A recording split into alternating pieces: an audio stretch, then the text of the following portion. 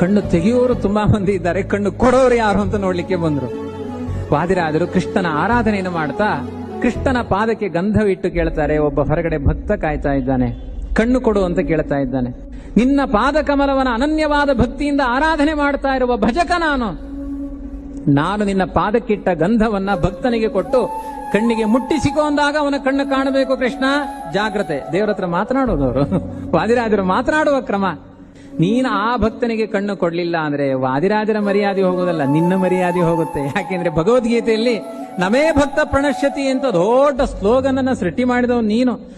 ಹೌದು ಅಂತಾದ್ರೆ ಆ ಭಕ್ತನಿಗೆ ಈ ಭಕ್ತ ಆ ಗಂಧ ಕೊಟ್ಟಾಗ ಕಣ್ಣು ಕೊಡಬೇಕು ನೀನು, ಇಲ್ಲಂದ್ರೆ ಮರ್ಯಾದೆ ನಿಂದು ಹೋಗುತ್ತೆ, ನಂದು ಮರ್ಯಾದೆ ಹೋಗೋದಿಲ್ಲ ಅಂತ ನಿಂದಾಸ್ತುತಿಯನ್ನ ಮಾಡಿ ಭಕ್ತನಿಗೆ ಆ ಗಂಧವನ್ನು ಕೊಟ್ರೆ ಆ ಕೃಷ್ಣ ಮಠದ ಆವರಣದಲ್ಲಿ ಭಕ್ತ ಗಂಧವನ್ನು ಲೇಪಿಸಿಕೊಂಡು ದಿವ್ಯ ಚಕ್ಷುಸ್ಸನ್ನ ಪಡೆದು ಕೃಷ್ಣನನ್ನು ನೋಡ್ತಾ ಕುಣಿದಾಡ್ತಾನೆ.